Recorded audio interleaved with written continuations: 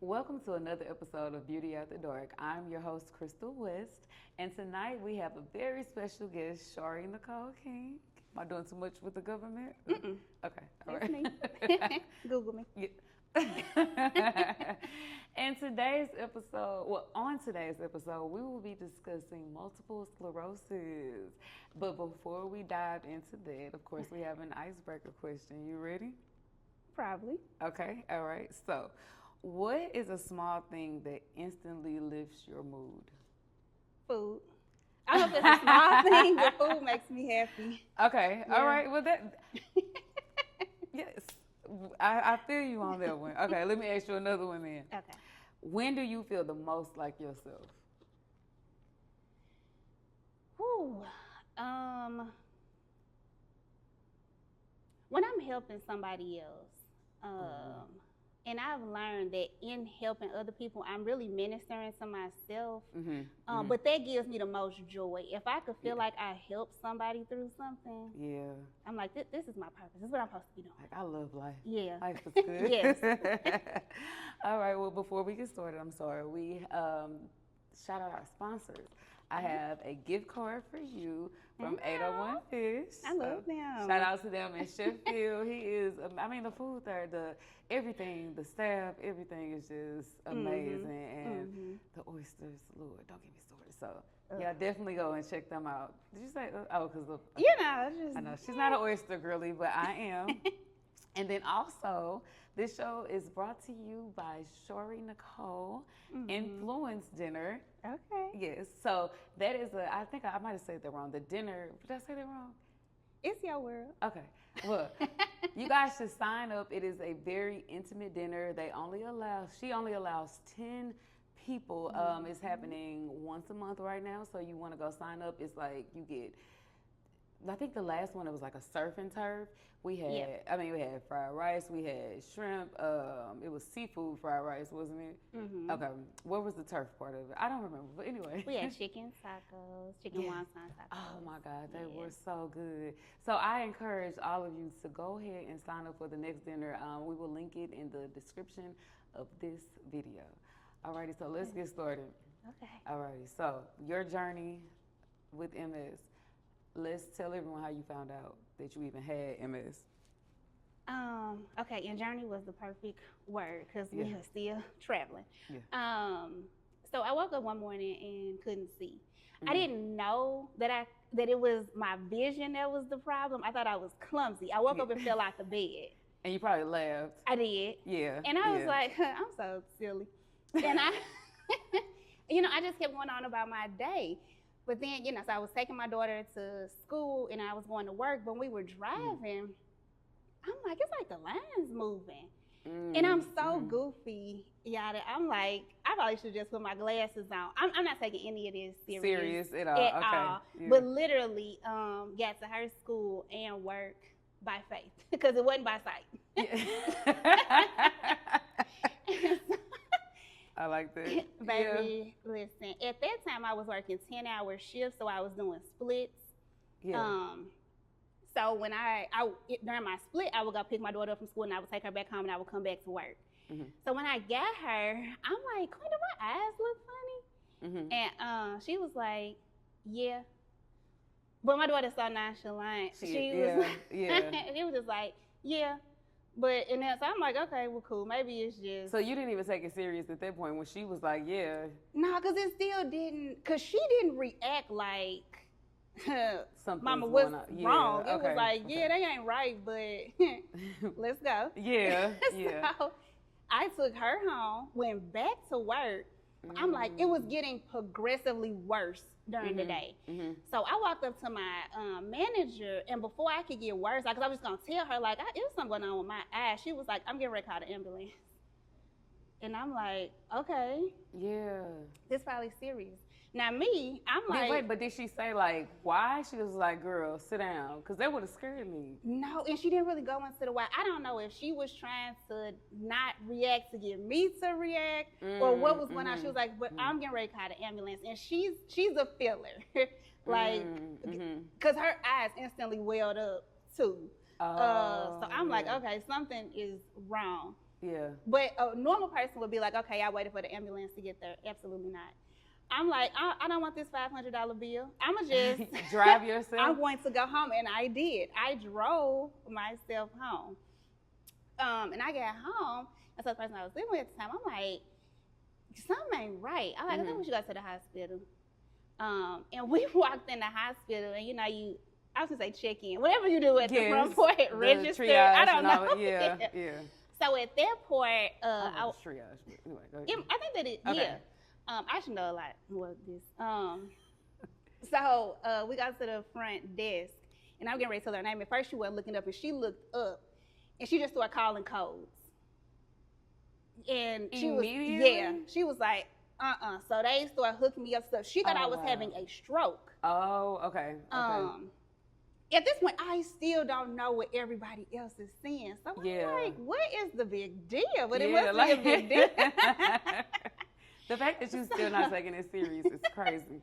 Yeah, so they hooked up all of this stuff, and they were like, okay, you're not having a stroke. So then they go down the list of things, and one of the doctors was like, this could be MS. And they said it just kind of in the list of things. Mm-hmm. So they were like, okay, we're going to do an MRI. They did the MRI, and they was like, yeah, sit tight. Because you're definitely not going home tonight. Yeah. And that turned into 7 days in the hospital. How many tests did they run? I couldn't give you a number, but my discharge paperwork from it, it's about that thick. That's insane. They ran so many tests. I was on an automatic blood draw every 2 hours. They were running tests. We did spinal tests. We did MRIs. They test everything. So looking back now, do you think that affected anything, or is that the normal protocol to go through so many different tests because it's like they are trying to eliminate or weed out what it. That is a lot on every 2 hours. That's crazy. I was super appreciative, hindsight, because I didn't want for them to see something and just be like, oh, this is this. Okay. And then be that. Mm-hmm. It reassured me because I'm like, I don't think there's no test they could have ran. And for y'all to still come to the same conclusion, okay. And so, that started the journey. I woke up and my eyes was like, not today. Wow. And they did that for about 4 days. They put me on steroids. I was probably on one of the strongest steroids. I was on a steroid drip, and this was running 30 minutes 4 times a day. And if you ever had to take steroid injections, it gives the nasty. It's like you're eating pennies. So I couldn't eat because I had the worst taste in my mouth. But that's what kicked this thing off. All right. So once that happened and you went home from the hospital, how did life drastically change? Was it like, I got to change my diet, I have to change this, I have, what was life like? So when I went home, so when they diagnose you in the hospital, you still have to go to a specialist because it's called a pre-diagnosis. You have to be officially diagnosed by someone in their specialty, which is a neurologist for MS. However, I didn't know what to expect going home. First off, I heard of multiple sclerosis, but I'm like, what? I'm just fine. Yeah. What does this mean? So I didn't even know how to process that at first. To even say if it was a drastic change, because I'm like, I don't even know what this is. So your mental, it was just, you kind of went home and just went back to life as normal? No, I was all over the place. So that's why I'm trying, what was that like? I'm like, does this man get ready to die? Am I not going to be able to walk? I'm not going to be able to see? That's not funny, but that was very extreme because you don't know. I'm like, what do I need to do? And then I'm that person. I'm like, okay, well, let me get a will. I need a POA. I need somebody to be able to speak for me. Do I need to sign over my rights to my kids? What How does drastic this is mean? this? What is going on? Yeah. I have a wonderful neurologist, Dr. Singer, and he just kind of helped put things into perspective. It is life-changing, because he's not going to candy coat. There are some things, yes, you're getting ready to have to make some changes in life. However, this is still your body, and as you experience things, it's still your body. So we started going down the road to treatment because, we do want to get you on some type of treatment as soon as possible. And so we went through that, trying to find a good treatment to figure out what works best for my body. At first, I hated every second of it. So the very first thing we tried was a trial. And it was pills every day. And I told them then, I'm not going to take a pill every day. It's not going to happen. I'm not going to remember to take the pill every day. Every day. But was it the only option at the time? That was a option. Oh, that was just okay. Because so, I'm like, if that was like, I'm like, girl, now wait a minute now.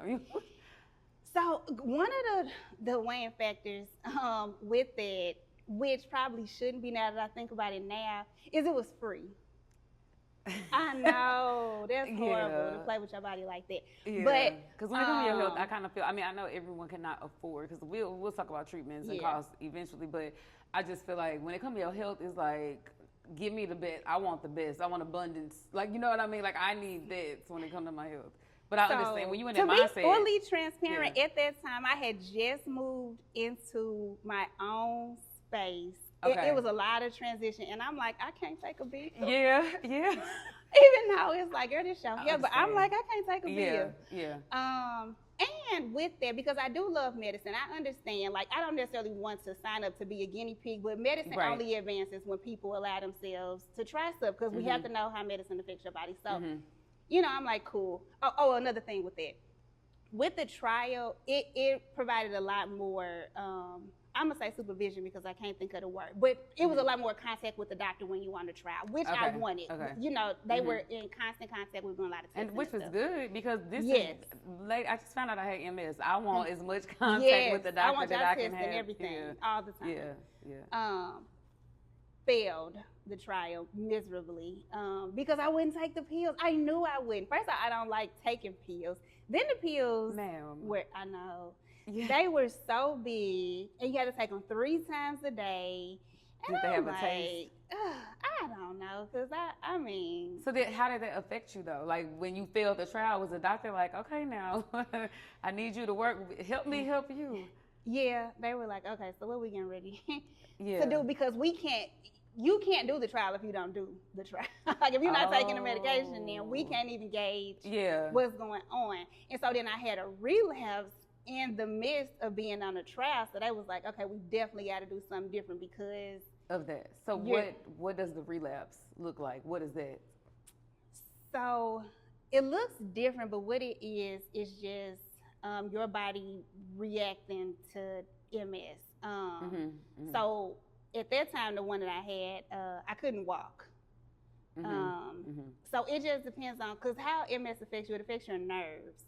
And so how your nerves send signals to your body, it affects how that works. So it could be anything. It could be a relapse. So but your relapse was you could not walk. And you needed to. I mean, everybody needs to walk, but I'm saying, like, that is it's not like you had to go in the office. You know what I mean? Yeah. Like, it wasn't like, okay, I can't walk today, but I can work from home. Like, you were literally in the office. Oh, man. Yeah, I think we take that for granted. Like, we get out of bed and we just start doing whatever. When you can't, it's like, yeah. Like, all right, okay. Got it. So now we are on the treatment plan. I think is working pretty good. It's Ocrevus. It's an injection. It's eventually you took the pills. No, I said I'm not doing it. You still stopped that situation. No, I'm not taking the pill every day. So how did you advance then? So we just switched treatment. So we went on Ocrevus. Okay. We went from free to probably the highest treatment, but that relapse, that not walking, I said, oh, baby, I don't care what the cost is. Oh, yeah. Then you was like, we gone, like, because for my health, I'm figure this out. Yeah. How does the treatments work? Do they work? Like, is it an overnight? Is it an instant thing? Do you need to take a break? Like, because, you know, you might take something, it works quickly, or however long it takes to get into your system, but then do you immediately be like, oh, I can conquer the world today? Or do you be like, you know what, I probably should still take it easy, you know? Yeah, so right after the treatment, it kind of feels like you got hit by a bus, and then the bus gave you the flu. So okay, that's a lot. No. So you was not up and at 'em. Okay. And it's a long treatment. So it's hours of sitting. And me and my control things, I hate having to be stationary. I hate having to. I could sit in my house all day, free will. But sitting at Having to drives me crazy. So what do you do when you getting your injections? How is that? Drive them nurses crazy. I'm like, listen.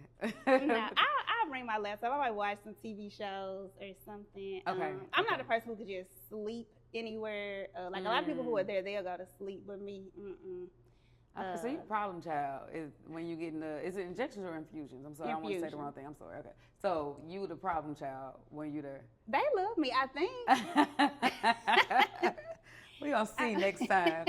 Have them on beauty after dealing with Shaari Nicole. Yeah. Okay, so let me ask you this. Yeah. What is the one thing, like when people see you, because you carry it well, like on social media, in real life, you know what I mean? You carry it very well. So sometimes people don't see what it's like. So what is something that you wish that people kind of understood a little bit more about multiple sclerosis? And it's not even necessarily they have to understand it for me. And I don't even know if I want to just make it multiple sclerosis. Everything doesn't look like something. Okay. And I think with everybody, just grant them grace and be nice. Because you don't know what a person is really going through. Instagram, social medias, all of those things, that's a snapshot of my life. Yeah. Very brief moment of it.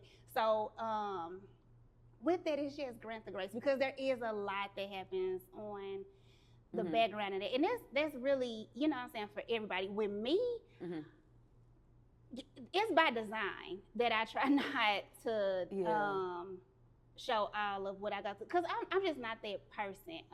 So even prior to being diagnosed, you were just a strong person anyway. So that part of you remained the same. It's like, I still got to keep it moving. I got to keep on keeping on. Yeah.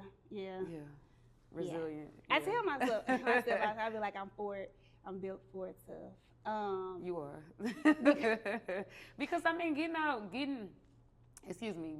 trying to get out of the bed, and because you wake up and it feels normal, right? You feel normal, but then it's like you try to move and then you can't.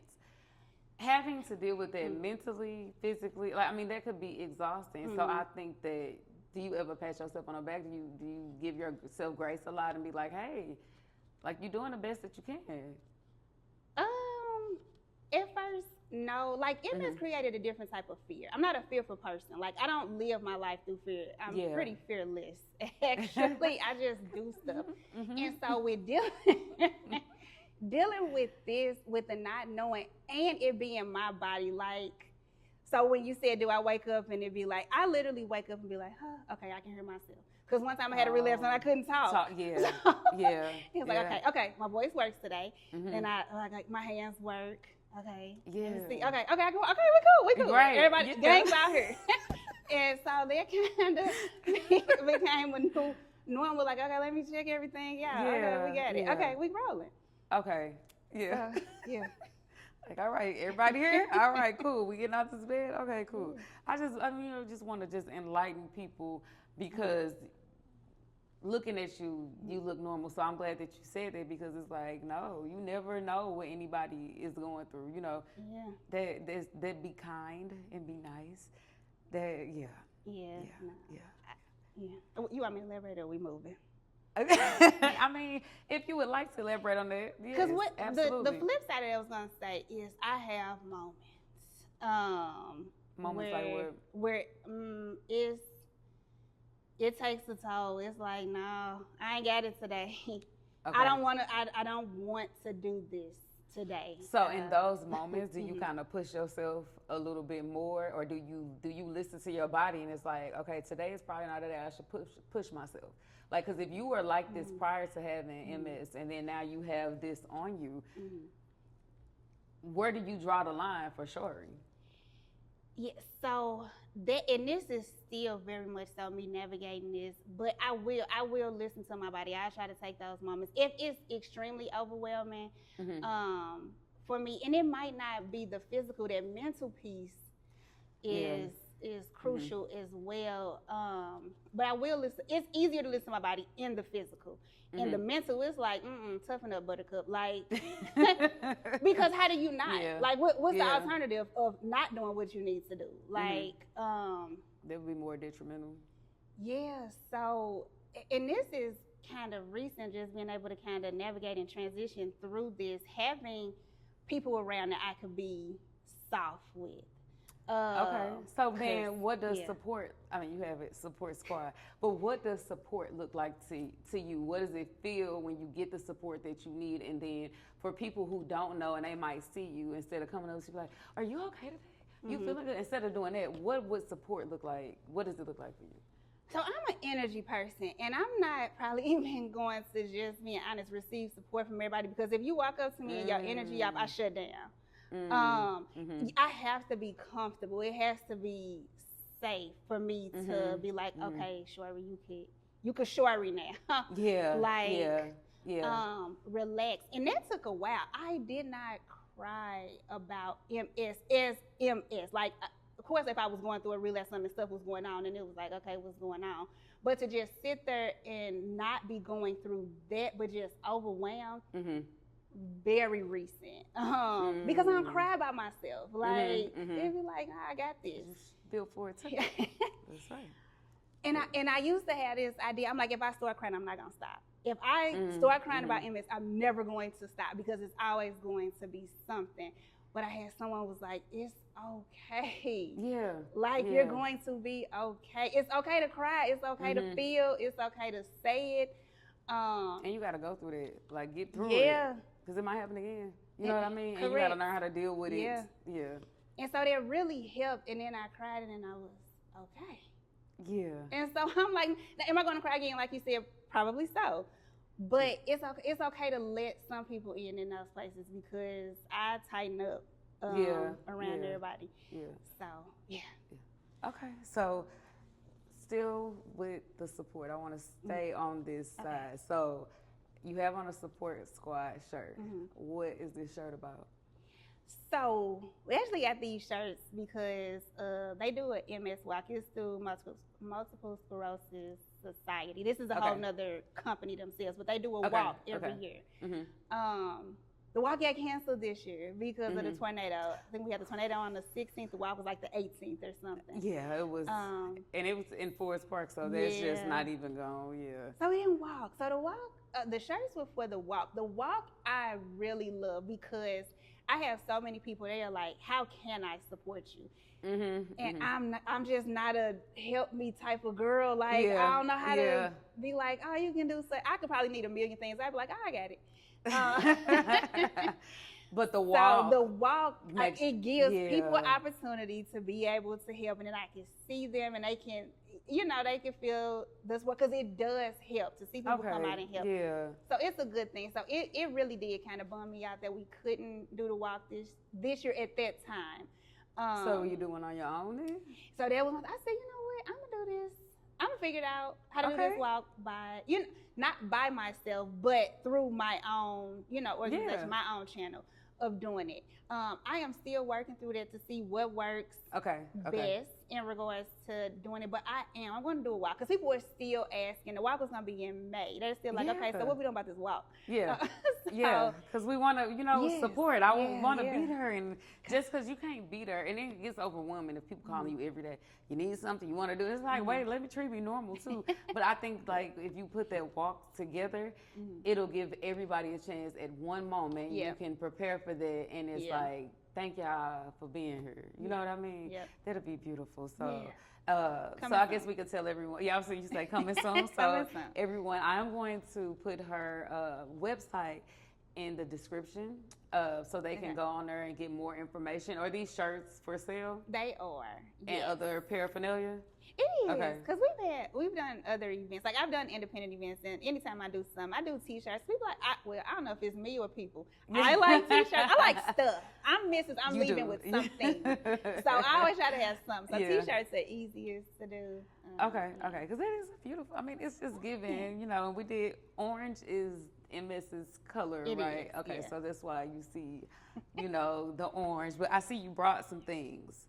So you want to talk about those? Yeah. So I'll show. This was our bags from last year that we did. So a lot of this stuff is from it's the last year. Walk with Woo. She's Woo. Yeah.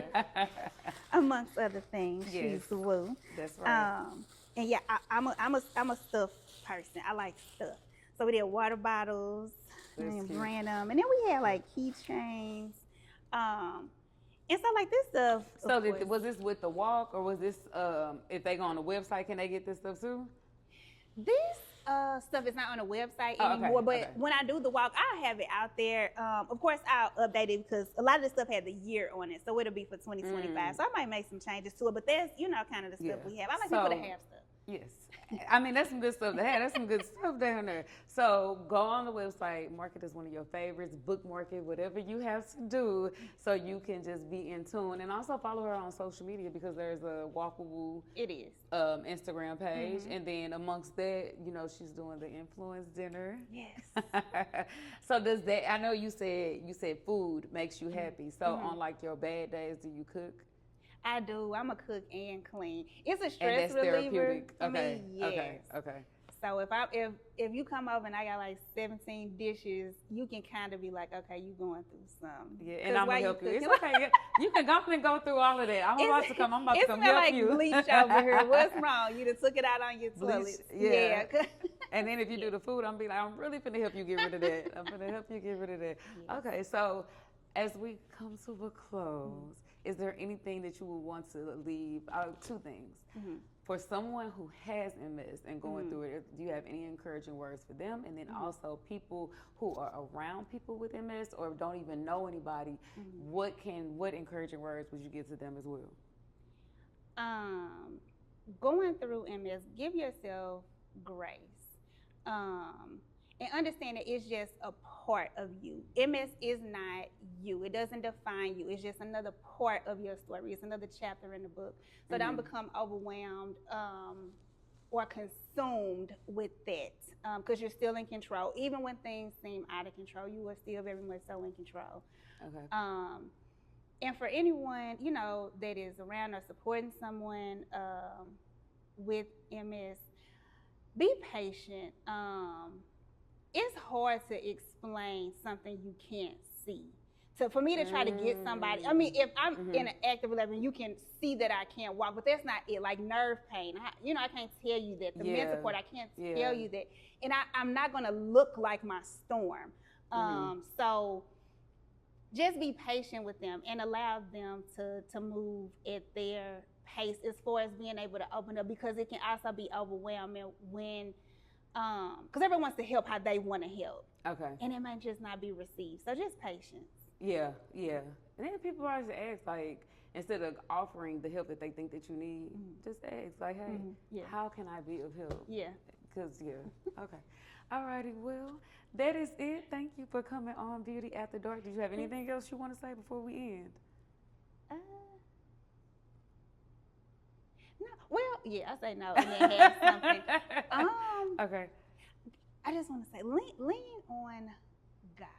When you are feeling overwhelmed, and this is me ministering to myself as well. I know in those moments that I'm trying to operate out of my own strength.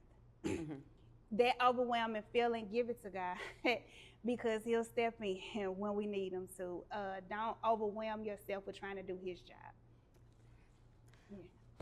I ain't got nothing to say. See y'all later. Thanks for tuning in. All right, so always remember that beauty still shines in life's darkest places and life's toughest of times. Thank you guys for tuning in. Until next time, bye.